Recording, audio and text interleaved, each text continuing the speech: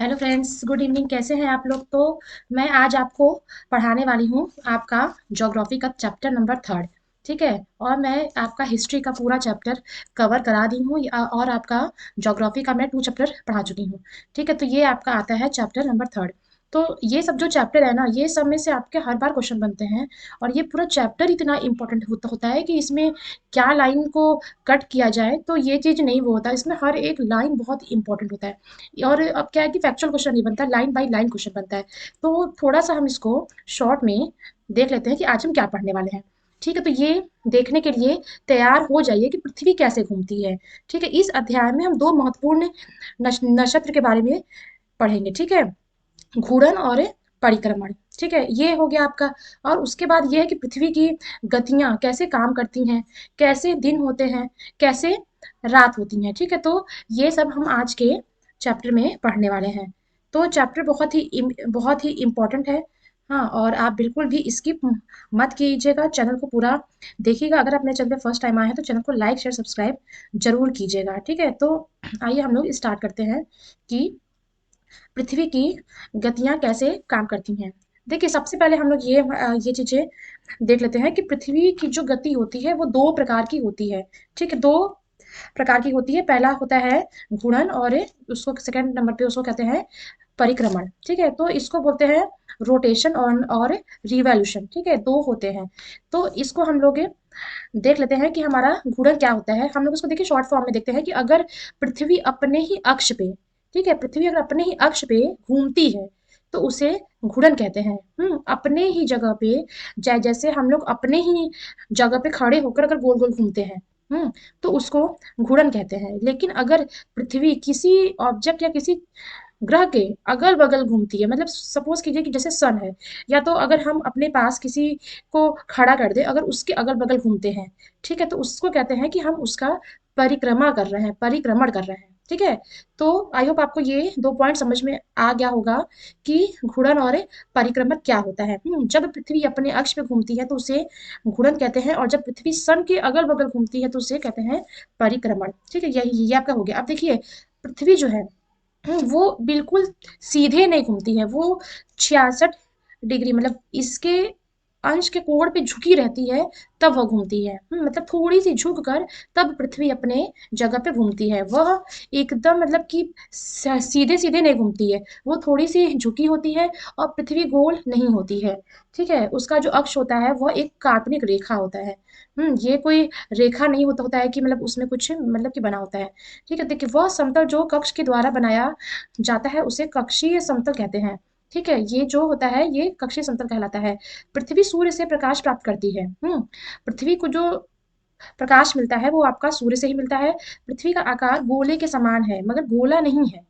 ठीक है, इसलिए एक समय में सिर्फ एक और आधे भाग पर ही सूर्य की रोशनी प्राप्त होती है। ठीक है, एक और आधे भाग में ही सूर्य की रोशनी प्राप्त क्यों होती है? क्योंकि वो अपने अक्ष पे थोड़ी सी झुक कर तब वह घूमती है, इसीलिए सूर्य की जो रोशनी है उसके आधे भाग पर ही पड़ती है, तो वहां पे दिन होता है। और जब जो दूसरा हिस्सा है, ठीक है, जबकि दूसरा भाग जो सूर्य से दूर होता है वहां रात होती है। तो ये होता है आपका दिन और रात का चक्कर। हम लोग देखिए यहाँ से चलते हैं। देखिए, जो लाइन हाईलाइट में की हूँ वो लाइन बहुत ही इंपॉर्टेंट है। अगर आपके पास समय होगा तो आप पूरे चैप्टर को जरूर पढ़ लीजिएगा।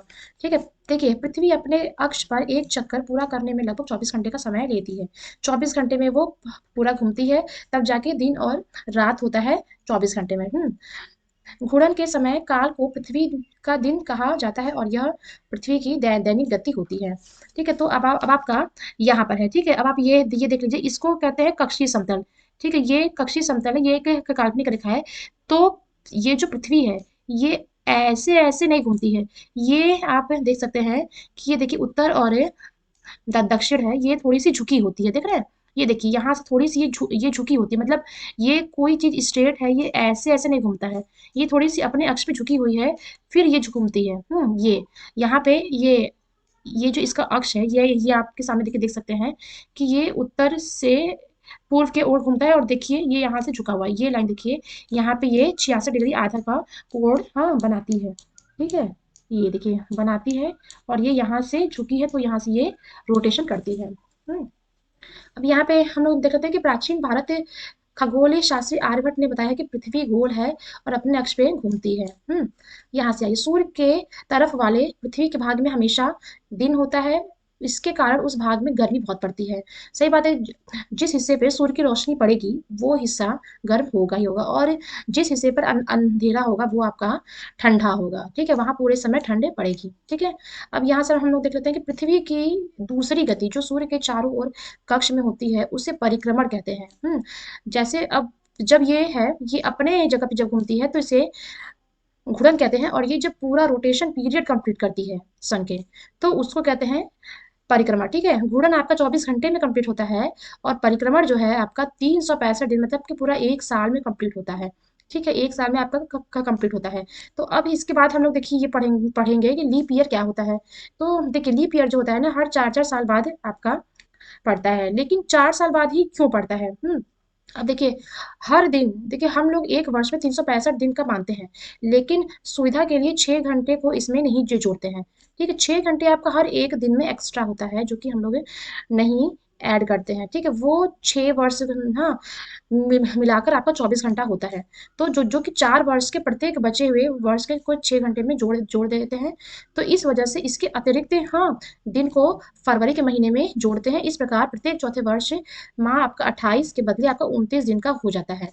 ठीक है, इसीलिए आपका वो जो दिन होता है आपका 366 दिन का होता है। ये होता है आपका लीप ईयर। हर 4 साल में आपका जो फरवरी का महीना होता है वो 28 से 29 होता है, और आपका जो 365 डेज का है वो आपका 366 डेज का हो जाता है। हम्म तो अगर आप देखिए मेरे चैनल पे फर्स्ट टाइम आया तो मेरे चैनल को प्लीज लाइक से सब्सक्राइब कर लीजिएगा। पृथ्वी दीर्घाकार पथ पे सूर्य के चारों ओर चक्कर लगाती है। अब यहाँ पे देख लीजिए, एक वर्ष को गर्मी, सर्दी, बसंत ऋतु सारी चीजें आती है। ठीक है, अब आप एक वर्ष में देखते हो है कि 3 महीने ठंडी रहती है, 1 महीना बसंत ऋतु रहता है, हाँ, बारिश का मौसम रहता है, गर्मी 5-6 महीने पड़ती है। तो एक साल में आपके ये सारे मौसम आपके आते हैं। ऋतुओं में परिवर्तन सूर्य के चारों ओर पृथ्वी की स्थिति में परिवर्तन का कारण है। ठीक है, सूर्य के जो चारों ओर का जो परिवर्तन है, जो पृथ्वी की जो स्थिति है, उसी के वजह से ही आपका ये मौसम में परिवर्तन होता है। अब आइए हम लोग यहाँ पे देख लेते हैं कुछ कुछ इम्पोर्टेंट चीज कि किस दिन जून में, हाँ, गर्मी होता है सबसे ज्यादा, किस दिन ठंडी होता है सबसे अधिक। तो ये हम लोग देख लेते हैं। 21 जून को उत्तरी गोलार्ध जो है वो सूर्य के तरफ झुका होता है। उत्तरी गोलार्ध मतलब अगर ये सपोज करिए ये सन है। ठीक है, ये उत्तरी गोलार्ध जो है ये आपका सन है। ठीक है, ये इसके साइड आपका झुका होता है। तो इस वजह से सूर्य के किरण जो है कर्क रेखा पर सीधे पड़ती है। तो जो ये आपका जो कर्क रेखा होता है उस पे इसकी जो रोशनी होती है वो सीधे पड़ती है, इसलिए वहां पे ऊष्मा अधिक प्राप्त होती है। और यहाँ पे देखिए, और वहां सूर्य के जो किरण है वो तिरछी पड़ती है। ठीक है, उत्तर ध्रुव सूर्य के तरफ झुका होता है, और उत्तरी ध्रुव रेखा के बाद वाले भाग पर लगभग 6 महीने तक लगातार, हाँ, दिन रहता है। तो इसीलिए ये जो पृथ्वी है ये सूर्य के अक्ष पे पूरे 6 महीने झुका रहता है। ठीक है, 6 महीने तक ये झुका रहता है, इसीलिए आपका गर्मी का मौसम आपका 6 महीने पड़ता है। और उत्तरी गोलार्ध के बहुत बड़े भाग में सूर्य की रोशनी प्राप्त होती है, इसलिए उसे विषुवत वृत्त के उत्तरी भाग में गर्मी का मौसम होता है। ठीक है, इसीलिए गर्मी का मौसम आपका 6 महीने पड़ता है। अब आपका देखिए सबसे लंबा दिन कौन सा होता है? 21 जून को इन क्षेत्रों में सबसे लंबा दिन, ये देखिए आप क्वेश्चन आता है, 21 जून को इन क्षेत्रों में सबसे लंबा दिन होता है और सबसे छोटी रात होती है 21 जून को। और पृथ्वी को इस अवस्था को उत्तर अयनांत कहते हैं। ठीक है, पृथ्वी को। तो इस दिन आपका सबसे बड़ा दिन होता है और सबसे छोटी रात होती है। लेकिन आपका एकदम अपोजिट देखिए, 22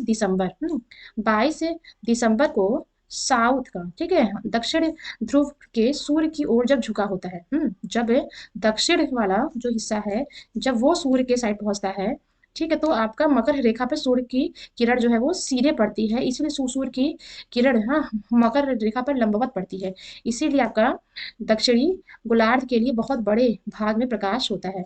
इसलिए दक्षिण गोलार्ध में लंबे दिन तथा छोटी रात वाले ग्रीष्म ऋतु होते हैं। इसके ठीक विपरीत स्थित उत्तरी गोलार्ध में होता है। पृथ्वी की इस अवस्था को दक्षिण अयनांत कहते हैं। ऑस्ट्रेलिया में ग्रीष्म ऋतु में क्रिसमस का पर्व मनाया जाता है, आप इसे अंडरलाइन कर सकते हैं। 21 मार्च एवं 23 सितंबर को सूर्य की जो किरण होती है वो विषुवत पर सीधी पड़ती है। कब? 21 मार्च और 23 सितंबर को। ठीक है, किस दिन पड़ती है? 21 मार्च और 23 सितंबर को पड़ती है। इस अवस्था में कोई भी ध्रुव जो है वो सूर्य की ओर नहीं झुका होता है, इसलिए पूरी पृथ्वी पर रात और दिन बराबर होते हैं। ठीक है, ये हो गया आपका। तो इसे विषुव कहा जाता है। अब 23 सितंबर को उत्तरी गोलार्ध में शरद ऋतु होता है, जबकि दक्षिणी गोलार्ध में बसंत ऋतु होता है। तो ये आपका मौसम का अलग अलग फेर होता है। 21 मार्च को इस स्थिति इसके विपरीत होती है, जब उत्तरी गोलार्ध में बसंत ऋतु और दक्षिणी गोलार्ध में शरद ऋतु होती है। ये हो गया आपका। अब देखिए, इस प्रकार हम स्पष्ट कर सकते हैं कि पृथ्वी के घूर्णन और परिक्रमण के कारण दिन और रात तथा ऋतुओं में परिवर्तन होता है। ठीक है, तो ये आपका चैप्टर हो गया हम्म आपका मोशन ऑफ द अर्थ। यहाँ पे हम लोग देख लेते हैं, एक ही दिशा में पृथ्वी के झुकाव को समझाने के लिए मैदान पर एक बहुत बड़ा दीर्घाकार बनाइए और छड़ी में लगा हुआ एक झंडा लें। दीर्घावृत्त वाली रेखा पर कहीं भी खड़े हो जाएं। वहां से दूर स्थित किसी वृक्ष के सबसे ऊपर हिस्से के लिए किसी बिंदु की ओर झंडे में हाँ दिखाए। जब अब झंडे को उसी स्थिर बिंदु के तरफ रखते हुए दीर्घ वृत्त पर चले। इसी प्रकार पृथ्वी का अक्ष हमेशा एक ही स्थिति पर में झुका हुआ रहता है। ठीक है, तो ये आपको ना एक टाइप से ये जो मैंने मतलब पढ़ाया है, इसका समझाने के लिए अगर आपको समझना है तो आप इस टाइप से आप इसका एक एक्सपेरिमेंट आप कर सकते हैं। ठीक है, तो चैप्टर बहुत ही छोटा है, लेकिन आपका चैप्टर बहुत ही इंपॉर्टेंट है। आप पढ़ने के बाद ये क्वेश्चन आंसर को एक प्रैक्टिस के रूप में आप इसको सॉल्व कीजिएगा। तो आज के लिए इतना ही। अगर आपको मेरा चैनल पसंद आया तो प्लीज़ इसे लाइक शेयर सब्सक्राइब कीजिएगा। Thank you, bye bye.